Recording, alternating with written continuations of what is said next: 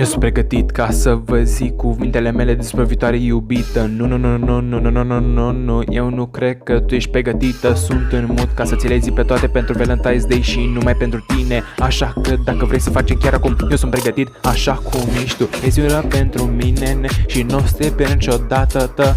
Așa că te rog să nu ne despărțim niciodată. Eu te zic un sibitul și noi ca să râdem așa, ha. Și te iubesc atât de mult și aș fi trist dacă te-aș fi pierdut. Foarte frumos păr, nu știu ce să zic. Te-aș fi scos să ne distrăm la suc. Da, te-aș fi luat la suc. Inima bate tare, nu știu ce să fac. Aș fi pregătit să o fac. Da, sunt pregătit să o fac.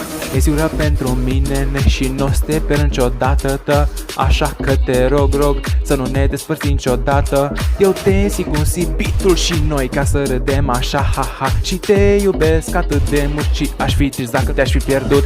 Niciodată nu o să te pierd, nu mereu noi vom fi împreună. Da, o să te am toată viața și vom fi la veșnicie împreună, da.